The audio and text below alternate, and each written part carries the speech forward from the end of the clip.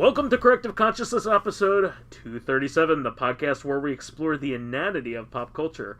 I am your host, vysethebold, in a masked state with... Lotus Prince in Vice's masked estate. Well, the estate isn't masked. We are. That's a good point. I was a fool. We are masked within the estate. You're misappropriating descriptors. That's very inappropriate. But yes, we are actually in my just like we were for Reactive. We are recording the first podcast that we've had in a very long time in person, which we also did at MagFest. We did do an in-person one at MagFest. Yeah, we usually have a yearly MagFest recording. And actually, now that I think about it, though, wouldn't MagFest have been this week or last week anyway? Yeah. So it's about that time. Yeah, it is about that time, isn't it? We have another wonderful episode of Corrective Consciousness, and I kind of wanted to explore some abandoned series. We've kind of talked about like series that haven't been around in a long while in a previous episode, but I wanted to kind of go over maybe some series that kind of left on a cliffhanger or just never really had their due to have another one. So I was actually thinking about the Mega Man Legends franchise when I was thinking about this, because that series was a lot of fun. I really loved playing the Mega Man Legends series, and I saw like an interesting tidbit recently. Did you know that Tronbon has 41 servbots, Lotus? I knew she had a bunch of them. I didn't know there was a specific number. So she has 41 in canon, and she made 40 of them. They do not know where the one comes from. That's amazing. Yeah. I love goofy stuff like that. Yeah, so it's actually really interesting because I think the 41st servbot can be added to Misadventures of Tronbon if you had gotten some kind of promo, like from like a magazine, like a disc, like a demo disc or something. Sure. from in Japan at the time. So I don't even know if it can be like unlocked in the American version. You know what that makes me think of is, I mean, we'll talk more about Mega Man Legends, of course, but like jumping ahead for a second, but another series that you had written down in our notes was Suikoden.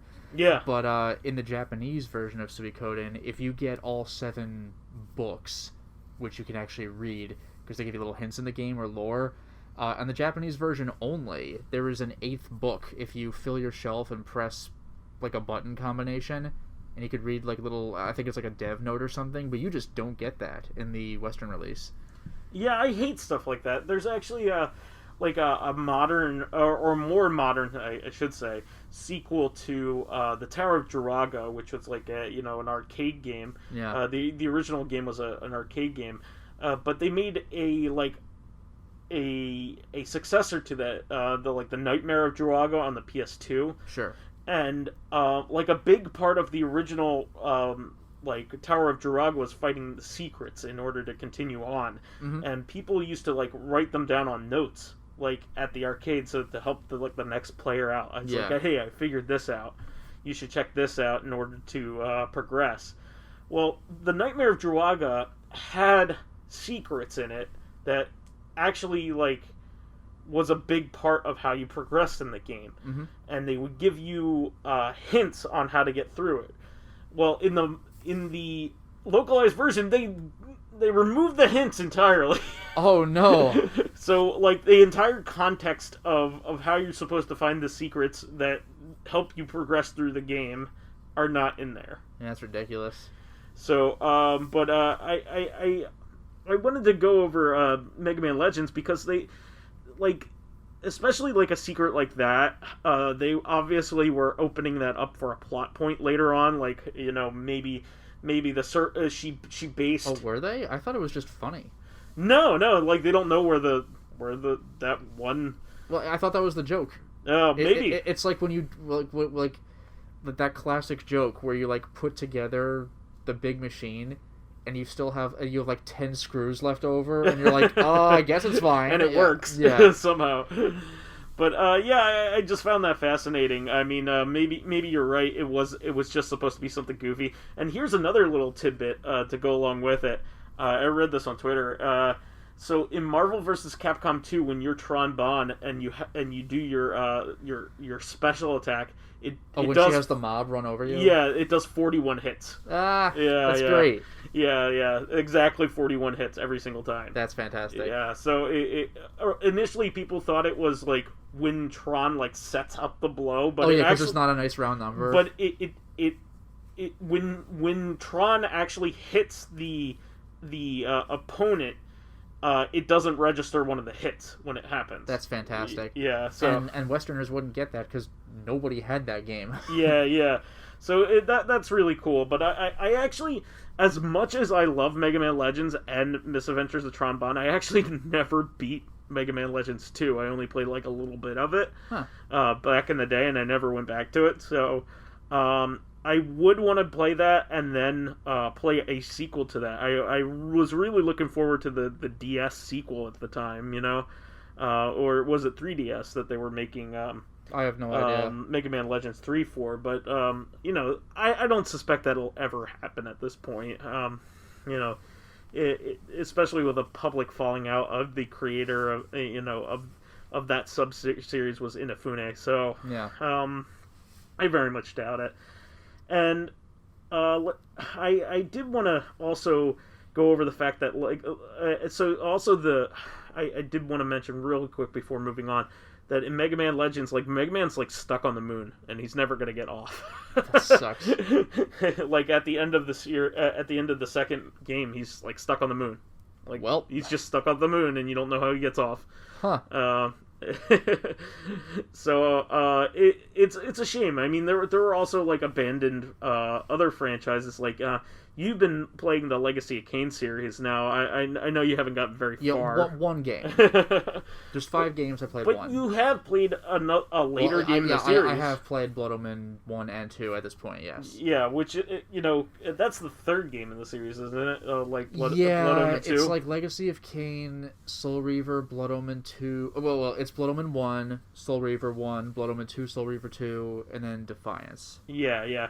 Well, I think they left Defiance out on a cliffhanger, and with video games, you hardly ever would expect any series to kind of end without a cliffhanger, game to end without a cliffhanger, because like it leaves you open for a sequel. So like you're never going to get a definitive end to any series unless somebody like right out says it. Like Metal Gear Solid 4.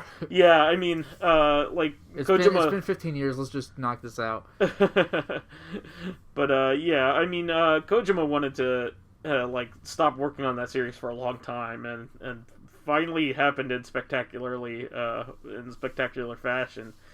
But I was also going to mention that like when they tried to reboot Devil May Cry, they have like this DMC Devil May Cry series, and like it's just one game. Spin-off game, yeah. They have one reboot game, just one, just like hanging out there doing nothing. Yeah.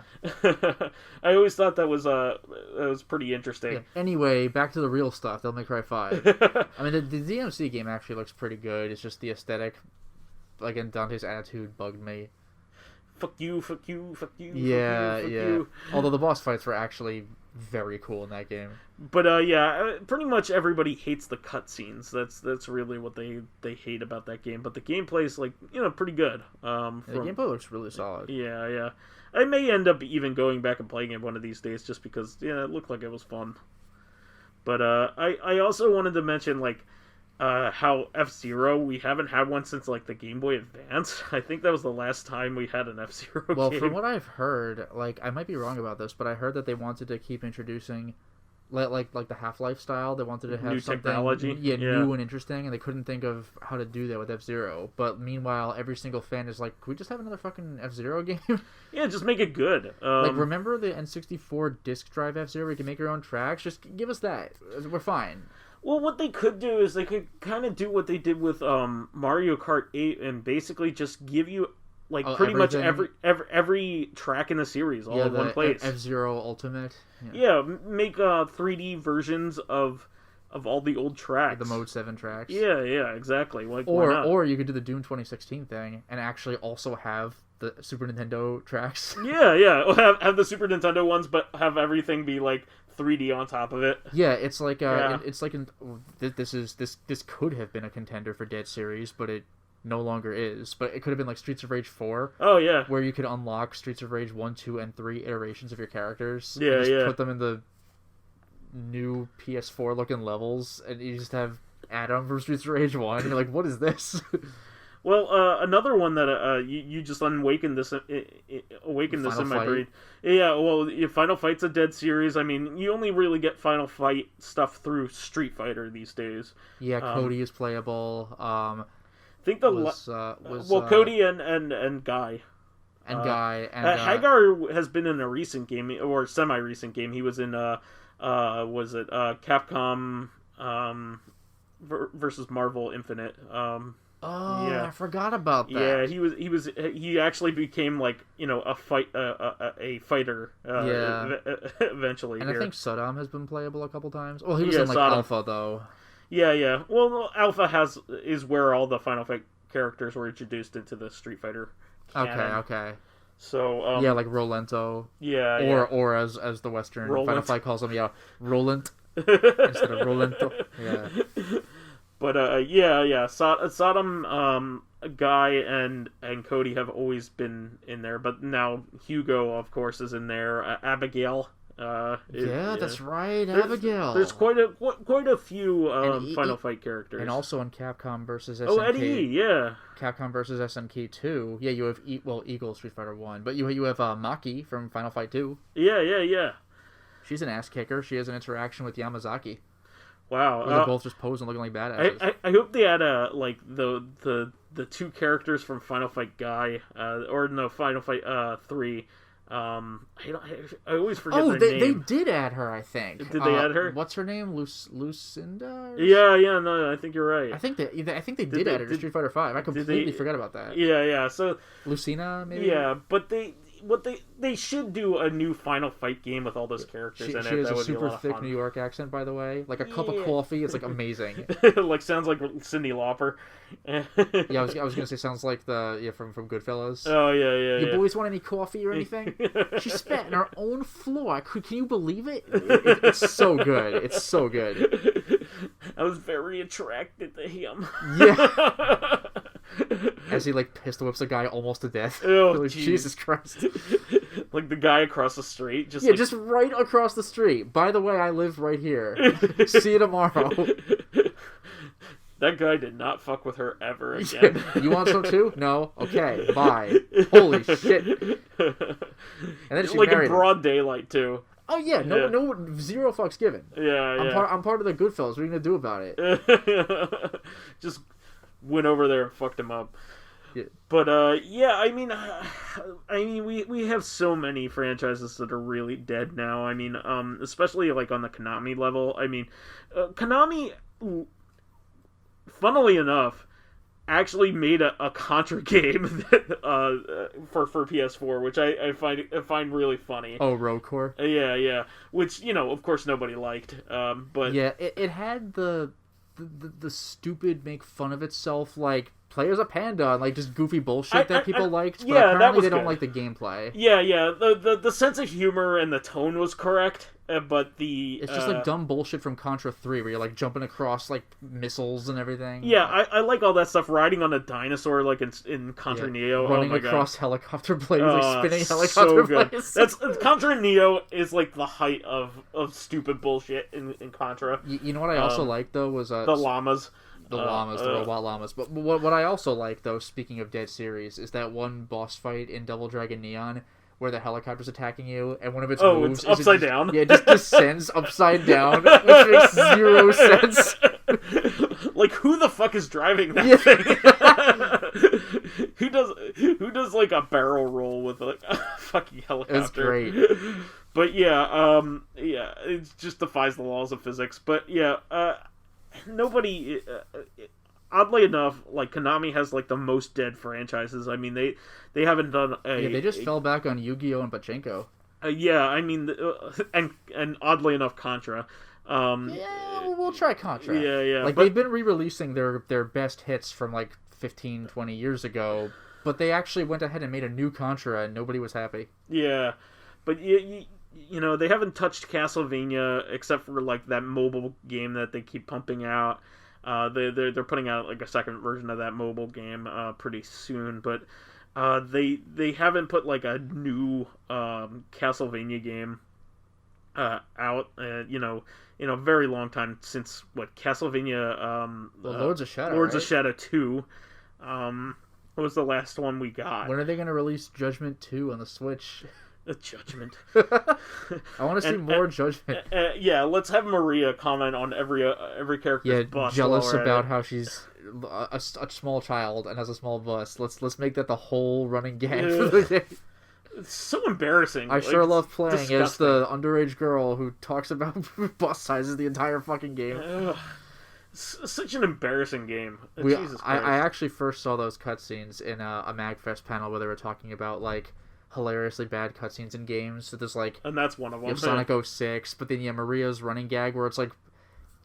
I guess it's a product of its time, but even then it was, like, 10 years too late. Even then...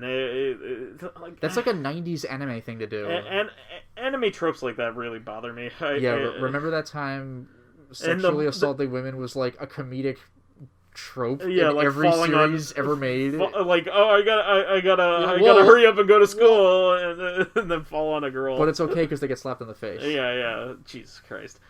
Yeah, like every single series was like that too. Like, Lupin the Third's opening fucking credits was like that. Except, do you remember that? No. When he sees Fujiko in bed and he tries like diving like a diver, dives in bed, but he never actually makes contact because a comical extendo boxing glove thing like hits him and sends him across the room, and Fujiko's like, haha, nice try.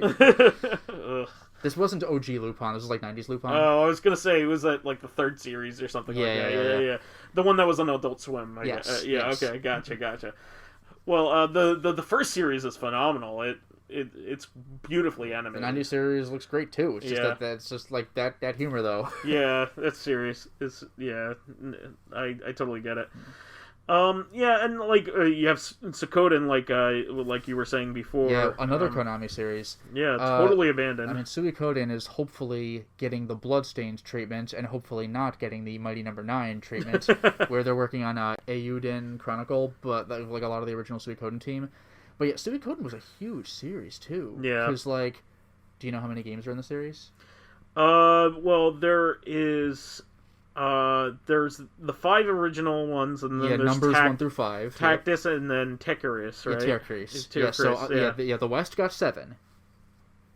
Do you know how many more there are? Oh, are there like side Game Boy games and such? There is a side Game Boy game. Yeah, there are 4. There are 4 more games. Although I guess you could say 5 more releases because Japan got a 1 and 2 pack on the PSP, but I'm not really counting that. Although great for your transferring save data. Sure. But for unique games, there are 2 follow-ups to Suikoden 2. Really? Suiko Gaiden. They're visual novels on the PS1. Oh, I did hear about those. Okay. And there's the Game Boy Advance like card battling game, which apparently is mediocre. And there's I might be getting this title wrong, but it's like Web of a Woven Century or something like that. It's a unique alternate universe PSP title, which I do not think has been translated. I think the other stuff has been. There's so much stuff on the PSP that's like that we just never had access to. Yeah, so there's 11 Suikoden games that I'm aware of. So America actually got an impressive amount. 7 out of 11. We got. I can't believe we got Tier Crease. Yeah, there's tons of obscure franchises like on the PSP that like. They have like a Madoka Magica game on the PSP. It's like, really? Yeah, there's like an Evangelion like game that's supposedly pretty good on the PSP too. Huh. Like, yeah. There's an Evangelion game on the N64. Yeah, that one's supposed to be pretty good. Most of them are like visual novels or dating novels or whatever. You know what I think is just really fun? about the N64 game. I might have mentioned this before because it just stands out, but I saw like Justin Silverman and his friends playing it back when they had that Jags YouTube channel. Oh, sure. But the option to delete your save data if you want to clear your save file on the N64 version is called Third Impact. It's like, oh no. Oh no. Well, that's how you beat the game. Yeah. Oh, I did it. Yeah. Sounds kind of like Nier. Yeah, Nier and Nier Automata have a "Do you wish to wipe everything?" By the way, I don't know the context of that, but I don't want to. I was reading a book on Yoko Taro, and he said that he was apparently originally planning, because like with both of those games, if you wanted to, you could put your save file on a USB, and then delete your file, but then transfer the USB file back so you can have your cake and eat it too. Apparently, Yoko Taro was considering for the original Nier creating some kind of workarounds that would prevent players from being able to do that. Oh, wow. And they were like, no, people are going to get too mad, don't do it. It's like, ah, fine. But, they don't like save scummers, Lotus. Yeah, well, they would hate me. I platinum Bloodborne on a single playthrough. I got all 3 endings in one playthrough. How did I do it? You save scumming son of a bitch. No, for real, though, like, you can legitimately get every other trophy on one playthrough. I'm not playing the entire fucking game for a different cutscene at the end, and then doing it again. I don't blame you. Yeah, I don't blame you. Even if you can kind of speedrun it on a New Game Plus, like, give me a break. What did you, like, copy your save file to, like, a USB core? I was right before the final boss. Save transfer, beat the game, transfer back. Beat the game a different way, transfer back. Yeah. Do you have, like, some kind of choice at the end? Is that how that game works?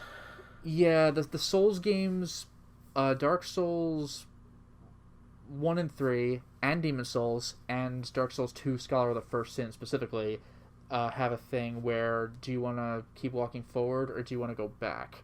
And Bloodborne gives you a yes or no option. Yes ends the game, no gives you a boss fight, and if you've done a certain prerequisite, no can give you a boss fight, possibly followed by another boss fight. Oh, okay. So it's all at the end. It's not like your decisions far earlier in the game affect your path or whatever. It's like, it's a choice.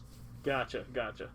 I never really understood how madness works in that game. Is it supposed to make the game harder, or how does that work? Oh, if you gain more and more insight? Insight, yeah, that's it. You get to see and hear more and more cool shit, but do you know what Frenzy is? No.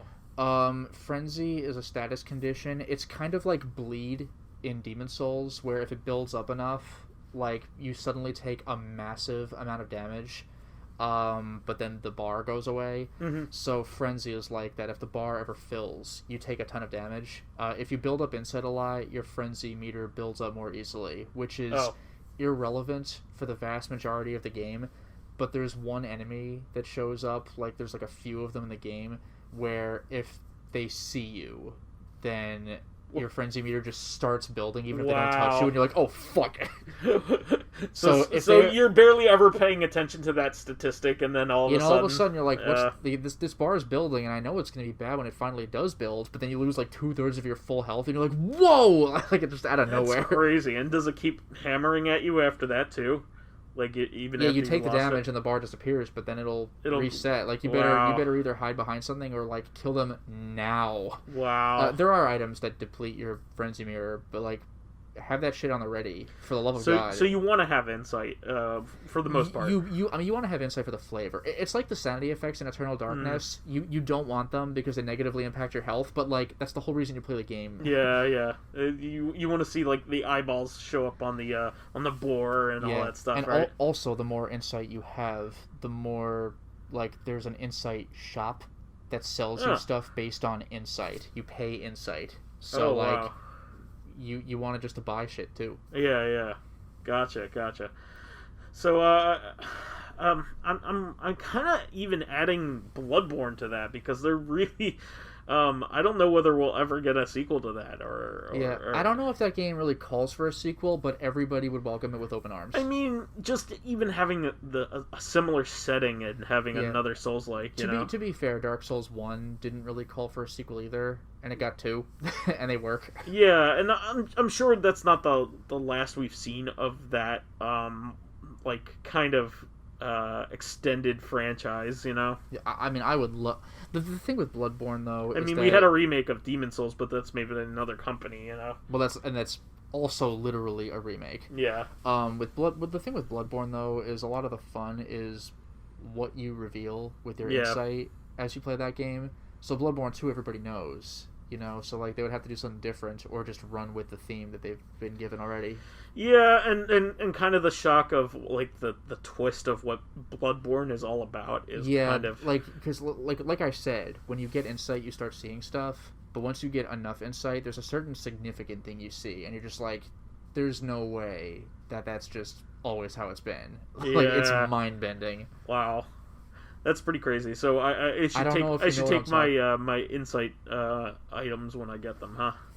Yeah, I mean, the thing is, if you have enough insight, like a whole bunch, like that you specifically have to grind for, you could see the thing. But there are also certain things that show up when you advance to certain key points in the game. Mm-hmm. So, like, you will see these, whether you have enough insight or not, if you just beat the game. Sure. But, man, when you see them... oh, my God. Now, so... Konami has kind of abandoned a whole bunch of their series, getting back to our... Yeah, Castlevania, Contra, kind of, Suikoden... Gradius, Gradius, Parodius, okay. You know, like all those sub-Gradius series. You also have, like, Salamander and Salamander 2. Right. Life Force and all those.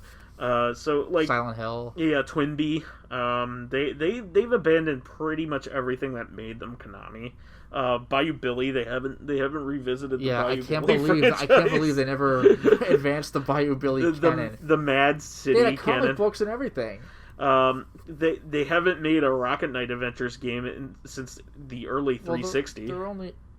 Wait, really?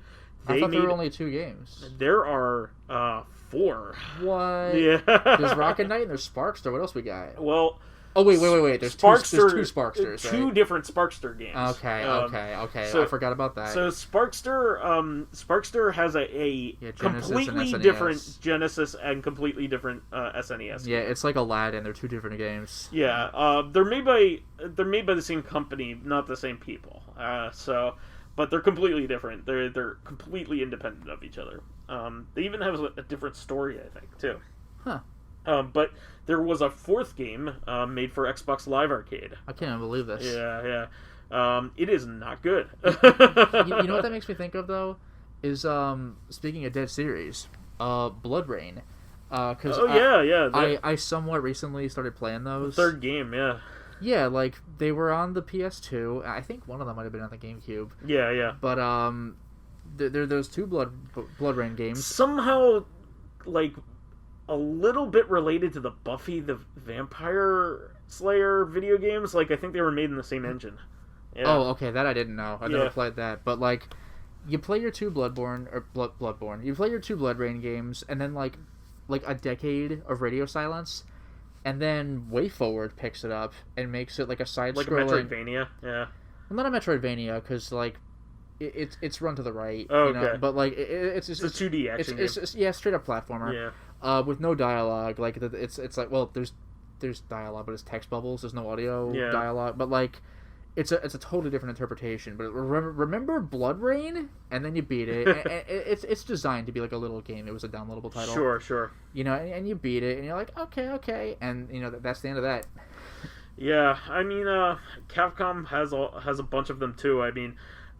we can't say that, like, Mega Man in total is a completely abandoned franchise, because we had Mega Man 11 relatively recently. They'll throw a bone to him every once in a while. But you had the Mega Man cover art Mega Man in Street Fighter Cross Tekken. Well, there hasn't been a Mega Man X game in a long time. Yeah, it was just they only went up to 8. Yeah, they went up to 8, which was last on the PS2. I mean, they had spin-offs. They had, like, Command Mission, but it's still, like, GameCube, PS2 era. Yeah. The PS2 one was the last one. You had the ZX games, which were on the original DS. That's true, and those were released in the Legacy Collection. Yeah. They are doing the Legacy stuff like Konami is. Hopefully they're doing the same thing for the network transmission games, you know, the EXE games, or whatever they're called. I would love to see the... and Star Force. Yes. No, I would love to see just like a compilation of like 10 and or 9, 10, and 11, just because those are like WiiWare titles, you know. I think 9, 10, and 11 was 11 also WiiWare? 9 and 10 are in the Mega Man Legacy Collection, I think. Oh, no way. Yeah, I think they have all of them. Never mind. No, you have access to all of them. I think even the Game Boy games are relatively accessible. Do they have, because I'm thinking they don't, do they have Mega Man 1 and Mega Man 3 for DOS? No. Which have identical ending screens, by the way. Ew. Those games identical are terrible. Text ending and those are, I mean, it was obviously not made by the in-house team, but that is those are legitimate Capcom titles. I recommend watching some of the videos they have out online. Yeah, watch the GDQ those. runs of Mega Man DOS. It's like, I like guess the enemies are weird and it's like rats. It's like you'd expect rats in every other video game ever made, but like in a Mega Man game. Yeah. You always are defeating like cute robots. Like it's if they're even robots, it's weird. But moving like Capcom has like a lot of games that they've abandoned. I mean, like you have the Bionic Commando series, which they had a tried PS3 to reboot. 360 entry. Yeah, they tried to reboot it, and then like it. Well, they went all like realistic. It's an arcade video game. I mean, it was an NES title, but like it's an arcadey video game. It's like, let's make it realistic and serious. The funny thing is, it was kind of like what happened with XCOM. Like when they did the Bureau. Well, what happened was they made Enemy Unknown, right? Was the downloadable like game that was like the old franchise, right? It was like the strategic game. Yeah, the PS1 like game. Yeah. So everybody loved that game, and it sold gangbusters. And then they sold a FPS. It was supposed to promote the FPS. Yeah. And nobody bought the Bureau, and which is a shame because how was that supposed to promote it? It's like it's not the same kind of thing. Yeah. Well, the funny thing is, lo and behold, it was the game that played like the old games, which was what people loved about the franchise. Yeah. That sold better because that's what they wanted. But same thing happened with Bionic Commando. They made Rearmed, which sold really well.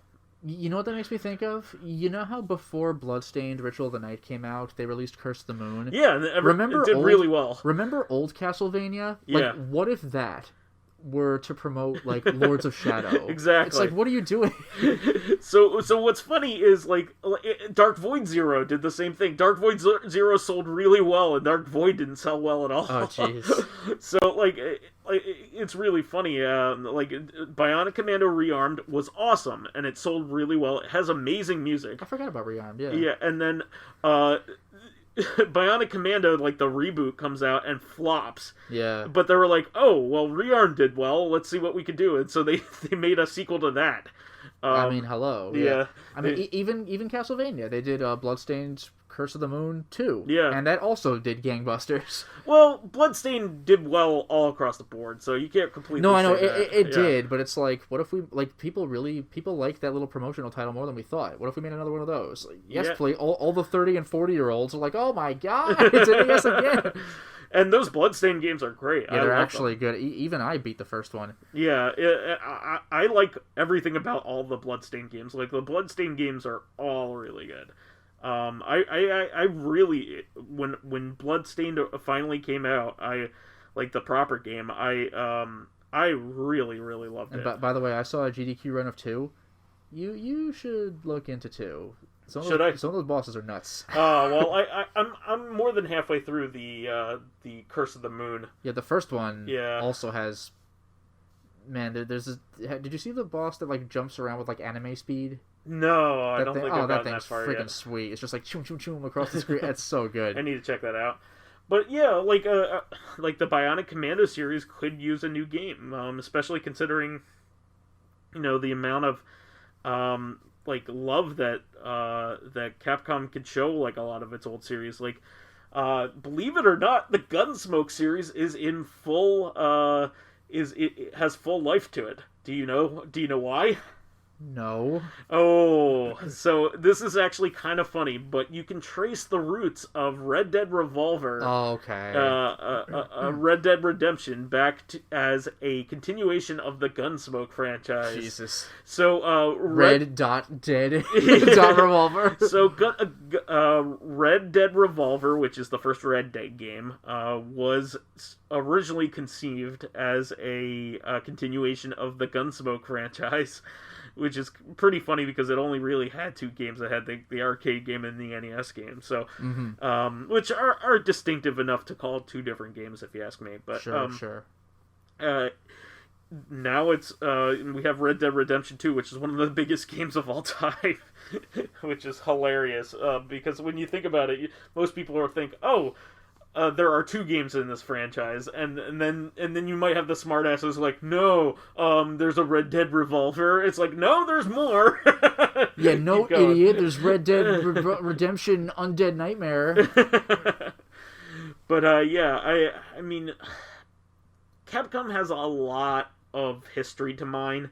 And it would be really cool if we got like another beat 'em up. I mean, like, we're in the halcyon days of beat 'em ups and shmups right now. Like, yeah, I've been raving about Paprika this entire time. Yeah, well, not only that, but I mean, we have a lot of re-releases of a lot of really good ones. Like, we have Scott Pilgrim coming back out. Streets of Rage 4. Streets of Rage 4. You have Castle Crashers is still widely available. Yep. Double Dragon Neon just came back out on modern platforms. That game is too good. There are a lot of other really good beat 'em ups too. I mean, you have that Soviet Russia Bleeds. Oh yeah, Mother Russia Bleeds. Mother Russia Bleeds. We played that one. There's a lot of really great ones out there. There's Streets of Rogue. There's like tons of beat 'em ups out right now, and you can really The Takeover, which is very Streets of Rage-esque. There's all kinds of really awesome stuff, and there are so many shmups right now, like old like ports of shmups, and also like brand new ones, like when I just talked about Missile Dancer and a few other ones in Reactive recently. So I mean, there's a lot for Capcom to mine. They have so many great shmups and other types of games in their back catalog that they haven't revisited. I wish they would go back to it. I mean, they have bigger fish to fry. I mean, let's come on. They have the Monster Hunter franchise that's doing gangbusters. They have the Resident Evil franchise, which is like one of the biggest franchises of all time.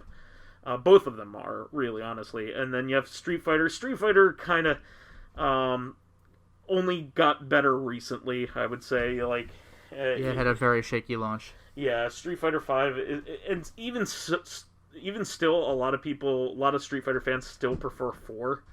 Yeah. So, although Streets of Rage 5 does have a callback to the 90s cartoon. This is delicious. Yeah, I was very pleased. I was very, very pleased when I saw that. But yeah, I think this was a good look at this type of thing. I mean, we would love other things like the Advance Wars. We would like a new Advance Wars because they revitalized Fire Emblem. Fire Emblem is not like a cult franchise anymore. It used to be. And now it'd be called like what, Switch Wars? Well, because the Wars series has been like, it's largely been named by the platform. It's just that on DS they called it Advance Wars because that's what. Yeah, just call it Advance Wars at this point. Because it was Famicom Wars, Advance Wars. On the GameCube it was Battalion Wars. It has name recognition with Advance Wars, so just call it Advance that. Wars is where it really took off. Yeah, I mean, like it started off as Famicom Wars. Everybody knows that, but well, we know that Game Boy Wars on the Game Boy, but I would really love like the Advance Wars to come back. I mean, they could do the same type of thing where they give a lot of personality to their characters, like they did in Fire Emblem. That's what made that so successful. Like the story. That was the beauty of it. It wasn't just swordsman, archer. Like you actually cared about whether your characters lived or died. Yeah, I mean the Three Houses game is so incredibly popular because of like the amount it's also like the school social link dating simulator. Yeah, there's like Fire tons Emblem's of stuff become like to a dating it. sim ever since Awakening. Yeah, they could do something with that, you like know? Fire Emblem started becoming recognized around like the Game Boy like Advance like GameCube era, but like it really took off in the West with Awakening. Yeah, and then it became really big on the Switch. It's gigantic now. So, Yeah. Hopefully, eventually, we'll have somebody will recognize that these series need to come back. But we get plenty of others. We may even broach the subject again. But we should move on to fan stuff here, Lotus. Sure.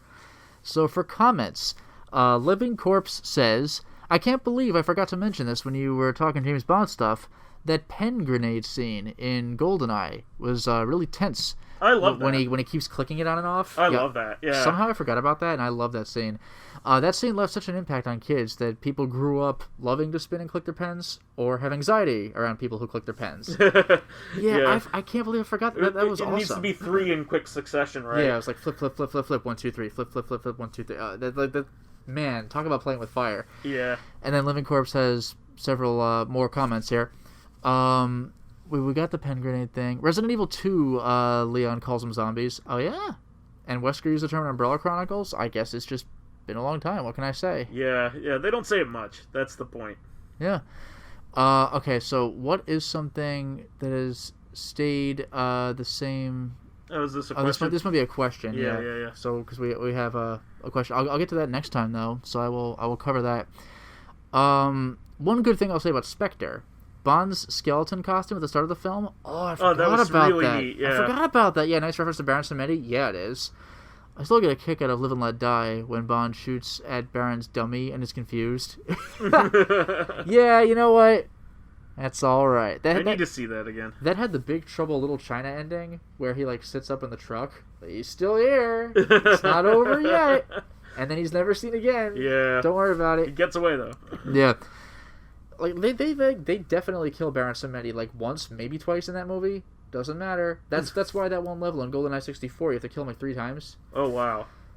Like you kill him, but then he fades away, and you hear that like whoo, ah, ah, ah, and then you have to fight him again later in that level. What's that level called? Egyptian. Oh wow. Yeah. Did you ever play that? It's been so long. I was like 12 when I played it last. each time you encounter him, he has better guns. Oh wow! So you're like, oh geez. I remember that. Okay, Yeah. Those were like the secret levels, right? Yeah, there was Aztec and Egyptian. I don't even remember how you unlocked them. Yeah. Maybe beat the game or something. Yeah, well, I think you had to do like some of the like the bonus objectives and. Oh, maybe. Yeah. Okay. Yeah. Always a good time.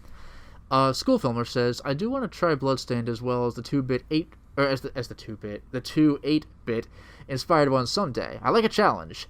Anyway, I completed my second playthrough of the first Borderlands, and it seems that the enemies scale to my current level after finishing it. As for Borderlands 2, I finished the main story as well as the Mr. Torgue's campaign Carnage, and like I suspected, entering this one too early made it a little easier than normal. And Tiny Tina's Assault on Dragon Keep DLCs, and I started Sir Hammerlock's Big Game Hunt, and it's been fun so far. Haven't really played much of the pre-sequel yet, though. There you go. And School Filmer also says, I think I've only been to 2 arcades ever. We were out on a school trip to Scarborough. Gotta check on the spelling later. And we went to a carnival filled with exciting rides and an arcade hall. A trip to where they taped the TV series Heartbeat and a big arcade filled with amusements, which was the last thing we went to on that trip before we left the day after. Quite the experience. A school trip to an arcade, goddamn. That's pretty awesome. I mean, I guess it incidentally had an arcade. I don't think the school trip was to the arcade, but still. Yeah. That's like, that doesn't happen. That's pretty awesome. That is awesome. And then Connor says, I can't imagine IO's Bond game being as open-ended as Hitman, simply because licensed properties often come with various caveats as to how they're depicted. I can't imagine Universal Pictures allowing players to mow down hundreds of innocent civilians as Bond, like you can in Station 47. That's a good point. That is a good point. That being said, I hope it does retain some of the open-endedness of the Hitman games and isn't just a generic linear stealth shooter. Okay, so anyway, as for a question here, this is going back to Living Corpse. What is something that stayed the same in a franchise for a long time that in recent years has had some variety? Examples like Link wearing blue in Breath of the Wild instead of green. My favorite example is Agent 47 in the Hitman games because there's a story reason for it, I guess. During the events of Absolution, an urban myth is spread of a bald assassin with a barcode on his head dressed in a black suit with a burgundy tie. Obviously not good for an assassin. So he's been forced to rotate his clothes. That is kind of funny, actually. dressing in different suits or casual dress. Yeah, I've seen a little bit of that. Once as a clown, iconically, yeah. In Hitman 2016, none of his default clothes are a signature suit, though you can't choose it. He only wears it in flashbacks to past missions, and when meeting his intel person Diana, and in Hitman 2, the new Hitman 2, he only wears it as the default suit in 4 missions, one that's very personal and not a job, and the other 2 sniper missions where he's far away. And 3 of those missions might not be canon, but I like to think he did them between main missions. We'll see if he wears it again at any point in the story, for Hitman 3. It's funny if Contracts can be called as awful bad no good night, then Absolution is just long bad week. So yeah, so things that have stayed the same, but suddenly changed. Well, I mean, we were talking about Resident Evil in Reactive Consciousness, and even though technically the 2 Survivor games exist, or 3 exist, a mainline Resident Evil title, like all of a sudden Resident Evil 7 is a first-person experience. Yeah, after iconically, like, two of the biggest games in the franchise were, like, 3 of them. Yeah, the over-the-shoulder shooters. Were over-the-shoulder, and then they were cooperative. Yeah. That was, like, the big change in 5. And similarly, actually, Metroid Prime being a first-person... Because, like, a first-person platformer, are you a fool? But it ended up being a lot of people brilliant. thought it was going to be terrible. It was one of the best games ever made. Same with Resident Evil 7. They saw the demo and, like, are you serious with this? But then it ended up being a big hit. Yeah, in fact, Resident Evil 7, people have retroactively said it was, like, a return to form to, like, a similar kind of feeling to the tank control games. Which, you know, it because, like, it's not all about shooting. It's about getting away. It's about limits. OG Resident Evil, like, half of the scare of that game was constantly being low on ammo. Like, if you use an infinite ammo code for Resident Evil 1, it's just not scary. You're like, oh, a slow-moving enemy. Guess I'll kill it. So the fact that you only have, like, 10 bullets is quite scary, because do I use them now, or do I save them for a threat that I can't get past, like, by dodging? Yeah, I think one of the cool things about what they've done in the series recently, you know, with the remake of 2 especially, I wholeheartedly think that in 8, they'll have the sisters have something similar. You know, kind of like the Five Nights at Freddy's. There's always somebody looming around trying to get you. Oh, sure. So I'm sure, you know, they've found that the scripted interactions aren't nearly as effective. So because there comes a point where, like, once you play it once, you're like, this is the part where he jumps in. You know to be cautious, but, like, when you have Mr. X just clomping around and that he's gonna find you no matter what eventually. It is, like, one of the best things, and he can majorly inconvenience you. Oh, but by the way, majorly inconvenience you. Speaking of Mr. X, by the way, that's one thing Resident Evil 2 did that classic Resident Evil games never did, was the existence of multiple enemy types. Resident Evil 2 doesn't do screens, but in the OG games, when it was fixed camera angles, you would never, ever encounter multiple enemy types on a single screen. Oh, yeah. If you saw a zombie, you will not see dogs. So, like, when I saw a shot of Mr. X in the new game, like, pushing a zombie aside, that was so novel to me because the zombies were despawned when Mr. X showed up in the old game. Not only that, but, like, he couldn't like, get through doors and things like that very easily or at all. So, like... Unless it was scripted, right? Well, yeah, his encounters were only scripted, and he would not chase you through a door. Like, you either ran away from him or you knocked him down and then ran away from him. Like Mr. X in the remake, he is coming for you, and you just need to get away. Like there's only one refuge, and it's a save room. Yeah. So I think it worked the same for Nemesis in the new 3 as well. Well, 3 actually. The remake of 3, one of the disappointments was that it's more scripted. Okay. So it, like, 2 was great because he's always looming. You don't know when he's going to show up. Yeah. And you hear him clomping, like, a little far away, and even that puts you on edge because you're like, he's around here somewhere. Yeah, exactly. That's super scary. So I'm trying to think of another example of, like, a refreshing change of pace, though. I had something and then I lost it, which is gonna bug me. I'll even go back to the Contra games, like when they switched over to Neo Contra, they did, like, the overhead style that a lot of people didn't like from Contra 3. But, those couple of levels that you do. Yeah. But in Neo Contra, it was done so freaking well. It's so much fun. I recommend playing those games because, that era of Contra was a lot of fun. I really enjoyed that. And I actually just remembered what I was going to talk about. The Yakuza series. Oh yeah, there you go. There are 7 numbered games, 0 through 6, before Like a Dragon came out. That's what the West got. I mean, there's Dead Souls, but that was a side thing. And then in Japan, there were even more like that. There was Ishin, there was Kenzan, there was the PSP games. The Black Panther games, yeah. But then Like a Dragon comes out, and it's turn-based combat like Dragon Quest. Like, when they first released video footage of a combat in that game, it was around April Fool's time. People thought it was an April Fool's joke. I think they kind of did that just to kind of like test the waters. They're like, look at what we're doing, and some of the people said, I actually would welcome that. I don't like the idea of not being able to dodge somebody's punch. It's just like, do the numbers tell me whether I'm hit or not? But like, the game is damn good, and it ended up being a lot of people's favorite entry in the series. And it does have timed button presses, for dodging. Yeah, you could do a perfect block, and you can do some button input for certain special attacks to enhance them a bit. So there is some Mario RPG kind of. Yeah, there's keeping you awake during the fights. Yes. Yeah, I really enjoy it. It's the first Yakuza game that I've put really any amount of time into, and yeah, where are you now? I am at the point where I am trying to save the brothel in the beginning of the game. How intense was, like, when you know why you're going in there? When you learn about what's going on, you're like, whoa. Yeah, this isn't just a restaurant. Yeah, you're still very early game, but this is where you start this is your first, like, real dungeon. Yeah, I've gotten my third party member. I just got my third party member, the former cop. Oh, Adachi. Yeah. So he's a fun guy to play with. That's as far as I am, but that's still like several hours in. It's the beginning of the game, but there's so much that's content the thing. And so much story in this game. Yeah, like I was gonna say, if you want to play Yakuza just to like run through the story, he's like barely anywhere in the game at all, but that is legitimately many hours of looking around and doing side stuff.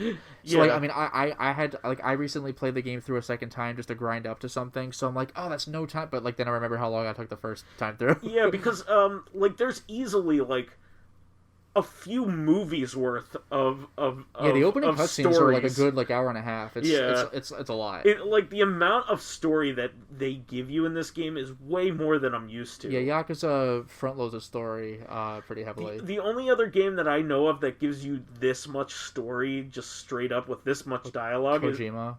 I was gonna say I wasn't gonna say a Metal Gear game, but you're right. But Dragon Quest XI was like the only thing else that's even approaches the amount of story. Yeah, how appropriate considering Yakuza 7 is actively and explicitly aping Dragon Quest. Yeah. They even say he even says like fighting the enemies is like fighting slimes. Stuff like that. I think we mentioned this before, but Ichiban is just like a goofball. Well, no, but he's like openly like and explicitly a Dragon Quest fan. Yeah, they must have gotten permission from Square Enix to even say it explicitly. Yeah, because in Yakuza 0, there was a sub-story where everybody's in line waiting for the brand new cool game to come out, and like, it's implied it's a Dragon Quest title. But they straight up say Dragon Quest. It is Dragon Quest. Yeah, and there's even I haven't played the Dragon Quest game, so I forgot what the music is like. But like, I think they do like. Dun, dun, dun, dun, dun, dun, well, not that, but I mean like a victory theme. Like there's a scene where Ichiban is like sleeping and he's doing like do do do do do like the victory theme. Like I mean like the Final Fantasy like do do do do do do do, but he's doing like the Dragon Quest equivalent, whatever that is. Gotcha. Like just in his sleep. It's great.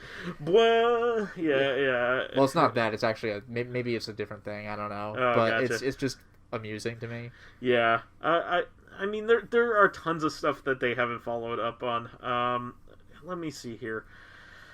Long time samey, but suddenly different. Like I got one. This is Shadowrun. Yeah, like Kingsfield 4. You could go underwater in that game. Yeah, Kingsfield 4. You thought it wasn't hard enough? Fuck you. It basically became Demon Souls after that. So, That is a refreshing change of pace, but I don't think there's anything else that I can really pinpoint. Yeah, but I mean, I'm sure there's I'll a ton think of stuff that we could mention if we were just thinking about it, but yeah, like there's a lot of stuff where they change up some certain formula. I mean, we already said Resident Evil 7, but like even Resident Evil 4, it just like invented a genre or at least popularized it. I like it when things like all of a sudden make you like. You did mention Zelda before, and I kind of like what they like Ocarina of Time to shit to 3D. Like every series in the PS1 64 era, like let's do a 3D title. Some for better for worse. But what I was gonna say is Zelda has gradually like put in like more characterization with the weird people around town. Oh, sure. More and more over time, ever since the Game Boy game, really. And later on, I would say what I like about what's happened with the Zelda series is all of a sudden they've kind of added like old technology is a more prominent thing more and more in that series. Yeah, that's been in the series since the very first game, but like you don't really think about it in the first game. Like they make a point of it like as the lore, like in Breath of the Wild. Yeah, and possibly Skyward Sword. Oh, Skyward Sword has a bunch of it in it, but because like you play Link to the Past and you're like, why are there lasers? But you don't really go much farther than that. yeah, but you kind of just hand wave it and say maybe it's magic. It's a video game thing, whatever. Or maybe it's magic or whatever. There's no explanation. There's no explanation for as to why there are lasers. But then, like as you're playing Skyward Sword, you're like, oh man, even in this early Zelda game, like this is a late time. Like all the halcyon days of technology are have gone and passed, and boy is that even more prevalent in Breath of the Wild when like murder machines are literally running around trying to kill you all the time. Oh, you know what I'll also throw out there by the way is the Warriors titles. Oh, and this isn't even really like a new thing for a Warriors title to do because games that were made after it regressed. So it's more like depending on the flavor of Warriors title than anything else. But like in the Warriors games, you choose a level and you play it and you kill a bunch of goons. But in the Dragon Quest Warriors games, there's like a hub world where you can like talk to shopkeepers and stuff, and I was like, what? If you're gonna play like a Warriors type of game, like the Dragon Quester ones are a really solid choice just because of the amount of extra stuff, like the Zelda ones. The Dragon Quest ones feel like a Dragon Quest game that happens to play like Warriors during combat. Yeah, the Zelda thing I think is fleshed out as well. Yeah. One Piece is not. Like One Piece Power Warriors 4 still does the same straight up Warriors game, which is kind of all you want, but once you go hub world, it's kind of hard to go back. I really want to go back and play the Berserk one. I never got a chance to do that. Yeah, the Berserk one is another choose a level and just do it, but it's very good. I mean, all these Warrior games are just like pick your favorite flavor and play that one. The Berserk one's really good. But Zelda has a bit of exploration. You can find Skulltulas. Like that's very entertaining to me. Yeah, I like Hyrule Warriors: Age of Calamity has like a legit full-on story. Yeah. I would say that the ones where they go the extra mile to give it like make it feel like it's part of that series is really a bonus. Mm-hmm. But I think we should wrap things up there. Sure. So that is the show for this week. We want to thank all of our fans who contributed questions and all the comments. We had Connor there, we had Living Corpse, and School Filmer. Yeah, thank you so much. And Connor. You really commented on everything. You gave us a lot of content here to talk about. Please keep us supplied with awesome topics by submitting questions of your own via the YouTube and SoundCloud pages. We always need more and more of a backlog all the time when it comes to that. While there, please give us thumbs ups, likes, and 5-star ratings on iTunes. It helps promote and spread awareness of the show, and any bit of encouragement helps keep the show going. You can also catch us on Tuesdays for our sister podcast, Corrective Consciousness, the in-depth look at this week in our lives. Finally, you can find me as vysethebold on pretty much everything. And you can follow me on my YouTube channel, Lotus Prince. You can hit me up on Twitter at Lotus Prince. And finally, if you are interested in seeing my videos early, getting in on exclusive live streams, selecting upcoming games for me to Let's Play, or getting in conversations with me and other patrons on Discord, then perhaps consider swinging by my Patreon account, which can be found at patreon.com/LotusPrince. All right, everybody. We'll catch everybody on Tuesday then. Until next time, everyone. Bye-bye.